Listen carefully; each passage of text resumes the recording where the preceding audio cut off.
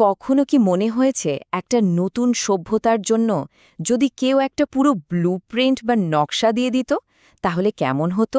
মানে শুধু কয়েকটা আইডিয়া না, বরং একটা কমপ্লিট ভিশন।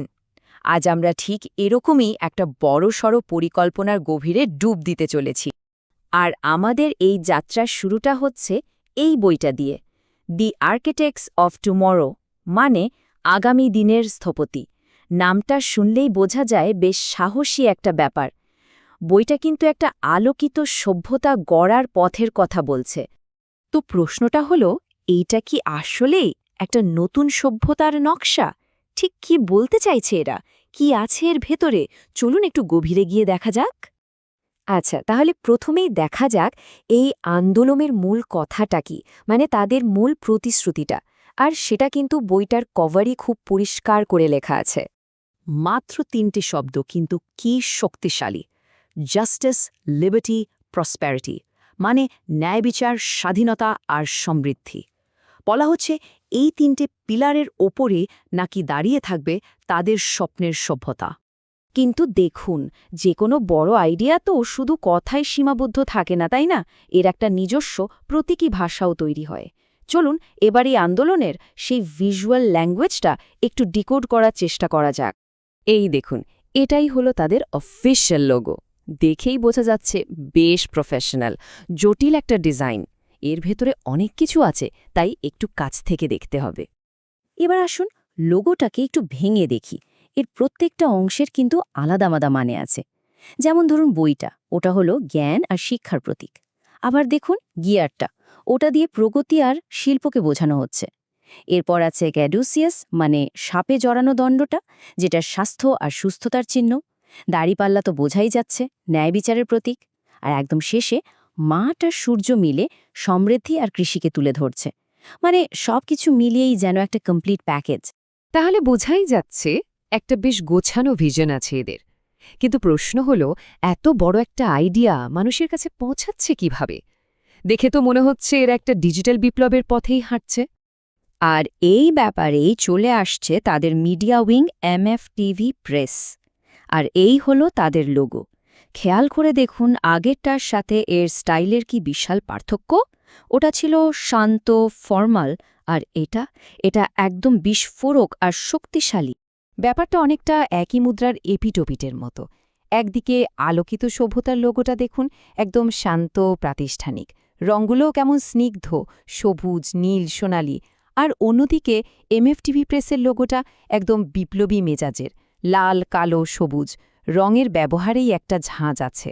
সোজা কথায়, একটা যদি হয় ব্লুপ্রিন্ট, অন্যটা হলো সেই ব্লুপ্রিন্টকে সবার কাছে পৌঁছে দেওয়ার মেগাফোন। কিন্তু এই যে ন্যায় বিচার, এই যে বিপ্লবের কথা, এই আইডিয়াগুলো আসছে কোত্থেকে? এর উৎসটা কি? সেটা বুঝতে হলে আমাদের যেতে হবে একেবারে মূলে, মানে কোরআনের সূরা আদ-দুখানের কাছে। সূরা আদ-দুখান কোরআনের ৪৪ নম্বর অধ্যায়, যার মানে হলো ধোয়া। এই সূরাকে বলা যেতে পারে একটা সতর্কবার্তা, ইতিহাস থেকে পাওয়া শিক্ষা আর শেষ বিচারের দিনের একটা চিত্র। এর ১০ আর ১১ নম্বর আয়াতে একটা শক্তিশালী কথা বলা হয়েছে।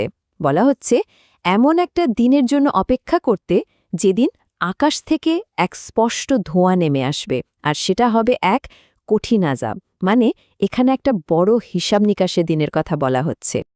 আর এই সতর্কবার্তার একটা বড় উদাহরণ হিসেবে সূরাটিতে একটা ঐতিহাসিক গল্প বলা হয়েছে। গল্পটা হলো ফেরাউনের। এটাকে অনেকটা সবসময়ের জন্য একটা সতর্কবার্তা হিসেবেই তুলে ধরা হয়েছে। ১৭ থেকে ৩১ নম্বর আয়াতে পুরো ঘটনাটা ধাপে ধাপে বলা আছে। দেখুন, প্রথমে কি হলো? আল্লাহর বার্তা নিয়ে একজন রাসূল আসলেন, ফেরাউনকে সাবধান করা হলো, বলা হলো অহংকার না করতে। কিন্তু অত্যাচারী শাসক তো সে কথা শুনল না, প্রত্যাখ্যান করল। ফলাফল, বিশ্বাসীরা বেঁচে গেল, আর ফেরাউন তার বিশাল সেনাবাহিনী নিয়ে ডুবে মরল। তাদের সাজানো গোছানো প্রাসাদ, বাগান সব পড়ে রইল। মূল কথাটা তাহলে কি দাঁড়ালো? অহংকারের পতন হবেই। কিন্তু গল্পটা শুধু অতীতেই থেমে নেই। সূরাটা শেষ হচ্ছে শেষ বিচারের দিনের একটা পরিষ্কার চিত্র দিয়ে। সেখানে বলা হচ্ছে মানবজাতি দুটো দলে ভাগ হয়ে যাবে, আর তাদের পরিণতি হবে একদমই আলাদা। আর এই দুই পরিণতির পার্থক্যটা দেখুন, কি ভয়ঙ্কর! একদিকে যারা শাস্তি পাবে তাদের জন্য থাকবে জাক্কুম গাছের খাবার আর মাথার ওপর ঢালা হবে ফুটন্ত পানি। উপহাস করে তাদের ডাকা হবে ওহে সম্মানিত, ওহে অভিজাত বলে। আর অন্যদিকে যারা পুরস্কৃত হবে তারা থাকবে ঝর্ণা আর বাগানের শান্তিতে, পরনে থাকবে রেশমের পোশাক। এই যে আকাশ পাতাল পার্থক্য, এটাই আসলে কর্মফলকে চোখে আঙুল দিয়ে দেখিয়ে দেয়। তো এতক্ষণে আমরা একটা প্রাচীন ধর্মগ্রন্থ আর একটা আধুনিক আন্দোলন দুটোই দেখলাম। এবার সময় হয়েছে দুটোকে একসাথে মিলিয়ে দেখার, মানে এদের মধ্যে যোগসূত্রটা খুঁজে বের করার। এই দুটো ছবি আবারও খেয়াল করুন। সূরা আদ-দুখানের যে মূল কথাগুলো আমরা দেখলাম, যেমন অত্যাচারীর বিরুদ্ধে ন্যায় বিচার, অহংকারের পতন আর অবিশ্বাসের পরিণতি, মনে হচ্ছে ঠিক সেই ধারণাগুলোই এই আন্দোলনের দুটো দিককে শক্তি যোগাচ্ছে।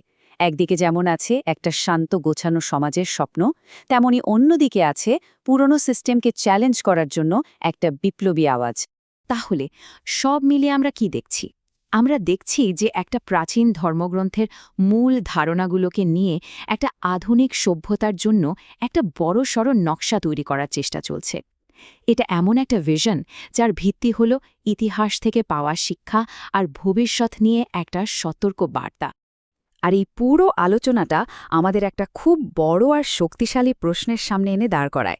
যখন কোনো প্রাচীন ধর্মগ্রন্থ একটা আধুনিক সভ্যতার ব্লুপ্রিন্ট হয়ে ওঠে, তখন এর পরের ধাপটা কি হয়? এই উৎসগুলো আমাদের একটা রূপকল্প তো দেখিয়েছে, কিন্তু ভবিষ্যৎ তো এখনও লেখাই বাকি।